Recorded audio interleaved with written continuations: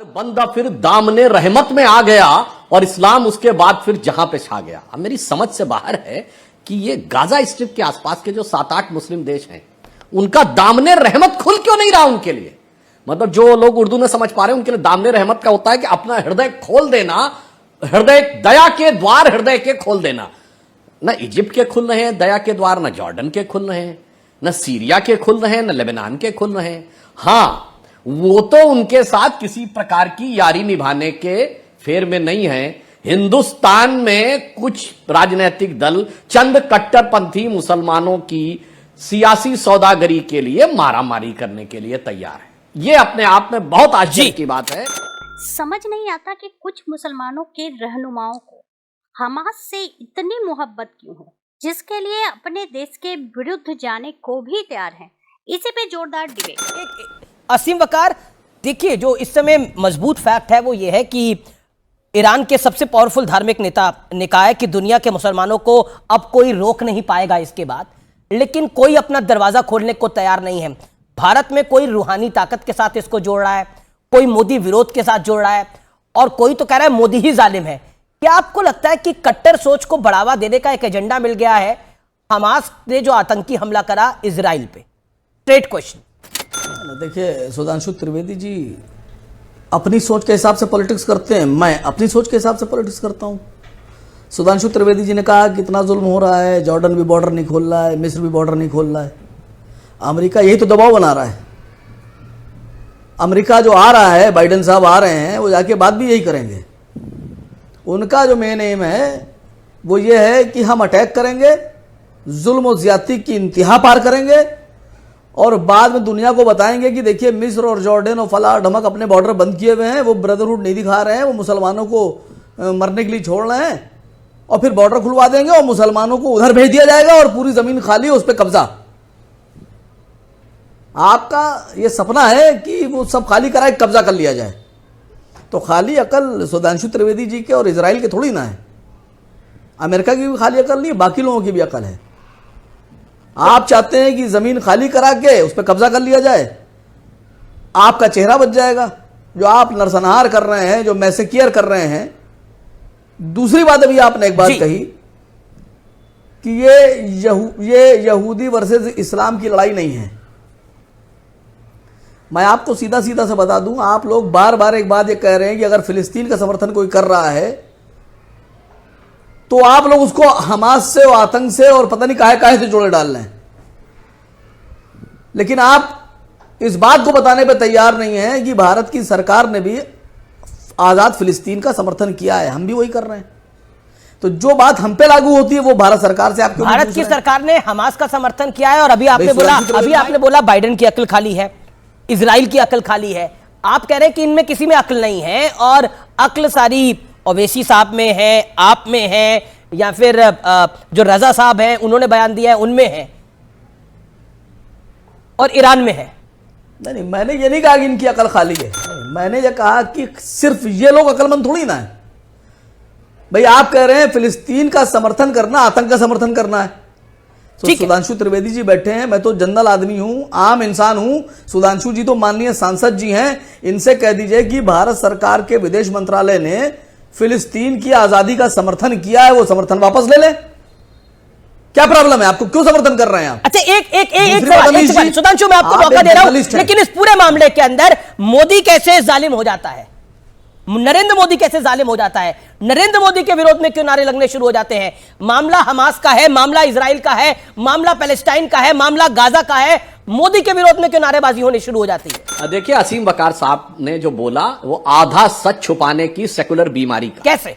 देखिए साहब, भारत सरकार की नीति यह है, पूरा वाक्य बोलिए, कि हम फिलिस्तीन का एक राज्य के रूप में समर्थन करते हैं, परंतु इसका समाधान इजराइल के साथ वार्ता के द्वारा शांतिपूर्ण वातावरण में। अब न वार्ता रह गई, न शांति रह गई, ये तो आतंकवादी कार्रवाई हो गई। तो पूरा आधार ही बदल गया। पूरी बात क्यों नहीं बोलते भाई? हमने थोड़ी कहा कि हमास की आतंकवादी घटना का हम समर्थन करेंगे।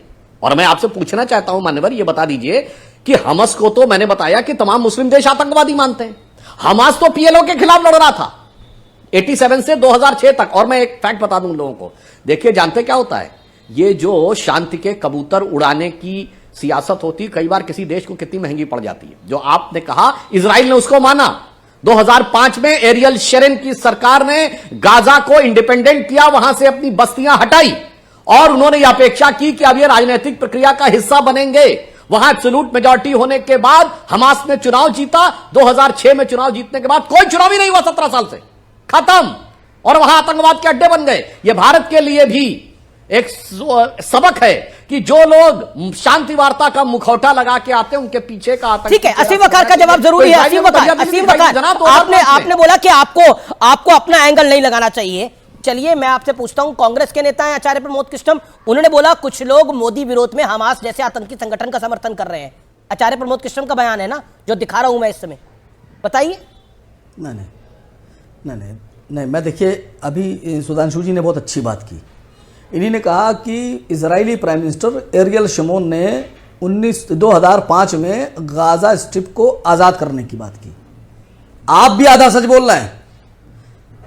गाजा स्ट्रिप, जो गाजा इलाका है, वो मिस्र की भूमि है और 1967 में अवैध तरीके से फोर्सफुली गोला और बारूद लेकर घुसकर आतंकी हमला करके मिस्र की जमीन पर इजराइल ने कब्जा कर लिया था। That was the terrorist activity. वो थी आतंकवाद की घटना। जी। आप दूसरे की जमीन पे घुस जाएंगे। Sharp reply Sudhanshu, sharp reply, then Vivek Srivastava, बाद में एहसान करेंगे। ओके, देखिए अब मैं अदब से कहूंगा, सुनिए अब असीम वकार साहब, बुरा मत मानिएगा, आप आधा सच नहीं, आप झूठ बोल रहे हैं। 1967 में सिर्फ गाजा स्ट्रिप पे ही कब्जा नहीं किया था, इजराइल ने पूरे नॉर्दर्न इजिप्ट के सिनाई डेजर्ट पे कब्जा कर लिया था। और उसके बाद 67 के बाद 1978 में कैंप डेविड अकॉर्ड होता है अमेरिका के समझौते में, जिसमें कि इजराइल सिनाई डेजर्ट वापस कर देता है इजिप्ट को और इजिप्ट गाजा पर इजराइल का आधिपत्य स्वीकार कर लेता है और इजराइल को देश के रूप में मान्यता देता है, जिसकी वजह से अनवर सादात की 81 में हत्या हुई। तो अब मैं कह रहा हूं आप झूठ बोल रहे हैं। वो टेररिस्ट एक्टिविटी नहीं थी, वो एक युद्ध था जिसमें एक दिन में दुनिया के सबसे बड़े ऑपरेशन में इजराइल ने 180 जहाज इजिप्ट के डिस्ट्रॉय कर दिए थे। एक दिन में पूरी एयरफोर्स को क्रिपल्ड कर दिया था। जनाब, एयरफोर्स की बमबार्डिंग आप कह रहे हैं टेररिस्ट एक्टिविटी, कुछ भी मत बोलिए जनाब, थोड़ा सोच समझ के। इजिप्ट ने तो सिर्फ यहूदियों के लिए थोड़ी बोल रहे हैं भाई। 9/11 में कोई यहूदी थोड़ी थे। क्रिश्चियन से लड़ाई लड़नी है यूरोप में, कम्युनिस्टों से लड़ाई लड़नी है चाइना में, बौद्धों से लड़ाई लड़नी है म्यांमार में, ये श्रीलंका में काहे जाके बम विस्फोट हुए थे भाई चर्चों में, उनसे लड़ाई लड़नी है। फिर कहते हैं हिंदुओं से लड़ाई लड़नी है यहां पर भारत में। तो भाई एक बता दो, रूसियों से लड़ाई लड़नी है चेचेनिया में, सर्बों से लड़ाई लड़नी बोस्निया हर्जेगोविना में, अफ्रीकियों से लड़ाई लड़नी इथियोपिया में। तो मान्यवर, ये दुनिया में लड़ने वाली दूसरी पार्टी जो भी हो, पहली पार्टी आप काहे बने रहते हैं भाई? ये मानसिकता से बाहर निकलिए। ये एक मनोरोग हो गया है कि हम इससे लड़ेंगे, इसको मिटा देंगे, उसको मिटा देंगे। और हकीकत देख लें तो सबसे ज्यादा बर्बादी मुस्लिम देशों की होती जा रही है। अफगानिस्तान बर्बाद हो गया, इराक बर्बाद हो गया, सीरिया बर्बाद हो गया, लीबिया बर्बाद हो गया, यमन बर्बाद हो रहा। बर्बादी की भारत अपनी लिख रहे हैं और जी हम सबको बर्बाद कर देंगे। और एक फैक्ट भी मैं कह देना चाहता हूं, जो अभी बहुत आपत्ति कर रहे थे लोन साहब और असीम वकार साहब। देखिए, हमास का फाउंडर था अहमद हसैन और इनके जो बेटा था हुसैन यूसुफ, जिसके विषय में आरएसएन साहब बता रहे थे। मैं दर्शकों से कहता हूं किसी की बात पे यकीन ना करें, जो आरएसएन सिंह साहब कह रहे हैं साबित हो जाएगा, जाके चेक करिए। उसने किताब लिखी है सन ऑफ हमास 2010 में। यानी जो हमास के फाउंडर अहमद हुसैनी का बेटा है, उसने लिखा है कि उसके दिल में कितनी नफरत हो गई कि गरीबों को, मजलूमों को मरवाओ और उसके बाद उसके ऊपर राजनीति करो। वो अपने बाप से रिवोल्ट करके चला गया। वो अपने बाप को बाप मानने को तैयार नहीं। हिंदुस्तान में बैठे लोग चंद वोटों की सौदागरी के लिए उनको बाप बनाने को तैयार हैं। इससे ज्यादा मेरे ख्याल से शर्म की बात नहीं हो सकती। और इजराइल से एक दूसरा सबक लेना चाहिए। पिछले कुछ महीनों से बेंजामिन नेतन्याहू के खिलाफ कितने आंदोलन चल रहे थे, सड़क पे जबरदस्त प्रदर्शन हो रहे थे। विवेक जैसे ही घटना हुई, अपोजिशन ने कहा कि सारी चीजें विवेक 30 सेकंड शार्प रिप्लाई। हाँ, सुधांशु जी बिल्कुल गलत बोला है सुधांशु त्रिवेदी ने। इस पृथ्वी के ऊपर अगर कोई ऐसा देश है जिसकी वजह से मैक्सिमम वायलेंस फैली है तो वो यूनाइटेड स्टेट्स ऑफ अमेरिका। जबरदस्ती इस्लामोफोबिया को सुधांशु त्रिवेदी फैलाते हैं। वर्ल्ड वॉर 2 हुआ, क्या मुसलमान थे उसमें इन्वॉल्व? वियतनाम के ऊपर अमेरिका ने अटैक किया, मुसलमान थे, इराक को ध्वस्त किया, तालिबान को कम्युनिस्ट रशियंस के खिलाफ क्रिएट किया। किसने किया? यूनाइटेड स्टेट्स ऑफ अमेरिका ने किया, और आज भी यूक्रेन और रशिया को भिड़वाया है। अमेरिकी प्रेम को त्याग दीजिए, पूंजीवाद को त्यागिए, समाजवादी देश है भारत। अमेरिका की दलाली करके इस देश को बेचिए मत। आप मुसलमानों इस्लाम कुरान से इतनी ज्यादा नफरत करते हैं और इतना ज्यादा नफरत के बीच आप आचार्य प्रमोद कृष्ण कह रहे हैं कि मोदी से नफरत सुधांशु जवाब 30 सेकंड हमास की शरण में कोई नहीं जा रहा, तो अमेरिका की शरण में भी मत चाहिए, बात तो यहाँ हमास की 1948 के नक्शे में ले आए। अब मैं जवाब देना चाहता हूं। अरे भाई मैं जवाब दे दूं, विवेक जी आप बोल चुके, मैं पूछना चाहता हूं इस्लाम से सबसे ज्यादा नफरत कौन करता है? चाइना। कि मस्जिदों के ऊपर गुंबद नहीं हो सकता, टोपी नहीं रख सकते, दाढ़ी साफ, मोहम्मद साहब का नाम नहीं रख सकते, रमजान नहीं रख सकते, और तोप लगा के मस्जिदें सिर्फ कम्युनिस्ट कंट्रीज में उड़ाई गई हैं। रशिया हो, चाइना हो, Czechoslovakia, Romania, Hungary, Bulgaria, Poland. झूठ की इंतहा होती है विवेक जी बोलने की। और मैं एक बात कहूं, एक मुस्लिम देश बताइए जहां कम्युनिस्ट पार्टी बैंड ना हो, प्रतिबंधित। अगर आप कह दीजिए मैं कम्युनिस्ट हूं, गिरफ्तार कर लिए जाएंगे। अरे अजब है साहब। और उसके बाद जाके समर्थन करते हैं, अन्यथा नहीं होता। इसको शब्दशः मत लीजिए, इनके ऊपर तो वो कहावत लागू होती कम्युनिस्टों की, और सारे मुसलमान आतंकवादी हो गए। ऐसा लगता है 100 जूते खाएं, तमाशा फिर भी देखें। बोलो भाई, ये कहा है कि नहीं? तमाशा नहीं, किसी मस्जिद में गुंबद नहीं हो सकता, हिंदुस्तान को कोई इमाम का नाम नहीं रख सकता पब्लिकली, मोहम्मद साहब का नाम नहीं रख सकते, टोपी नहीं रख सकते, दाढ़ी नहीं रख सकते। नफरत तो उनकी है, और तोप लगा के मस्जिदें उड़ाई हैं, और यहां के ज्ञान दे रहे हैं भाई। किसी ने कुछ नहीं किया है, वो भी ये अमेरिकी क्या करा चाइना ने? हाँ, सारे मुसलमानों के सारे इन्वॉल्व रहता है, थोड़ा तो बोले लेकिन आपको मुसलमानों से खास प्रेम रहता है। समस्या यहां पर है, आप इस देश के अंदर डिवाइड एंड रूल करने की कोशिश कर रहे हैं, 80-20 की राजनीति करते हैं।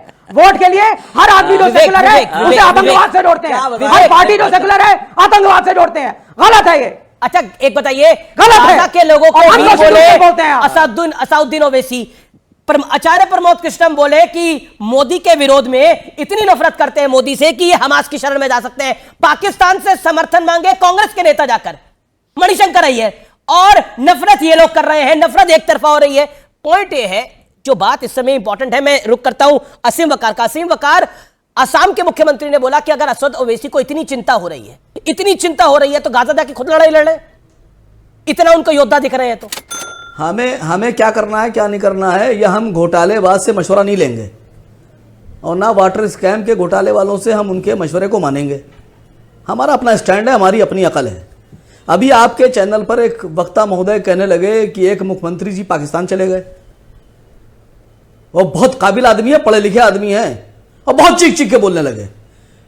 अब उनको ये पता नहीं है कि भारत सरकार के एक उप प्रधानमंत्री और एक वर्किंग प्रधानमंत्री भी चले गए, और बिना बुलाए चले गए, और शादी में चले गए, बिना कार्ड के चले गए, आम की पेटी लेके चले गए, शाल लेके चले गए। अब उन्होंने बताया नहीं, ये होता है परसेप्शन बनाना, बेवकूफ बनाना देश को, कि हमारी सुन लो बाकी किसी की ना सुनो। दूसरी बात, अभी आपने प्रमोद कृष्णन की बात आपने 2-3 बार की, मैं बोलना नहीं चाह रहा था। सर, उनको लड़ना है लोकसभा का चुनाव, और कांग्रेस उन्हें टिकट देगी नहीं, तो मैं तो मशवरा दे रहा हूं प्रमोद कृष्णन को कि ये सब बातें करने से बेहतर है कि फौरन के फौरन ओके आरएसएन कुछ रिएक्ट कर रहे हैं, 20 बानों के बलात्कारियों को जाके संस्कारी कह के माला पिना दें। ओके आरएसएन कुछ रिएक्ट कर रहे हैं, आरएसएन तब उनकी ज्यादा, तब उनकी शान ज्यादा बढ़ेगी। RSN what's your comment?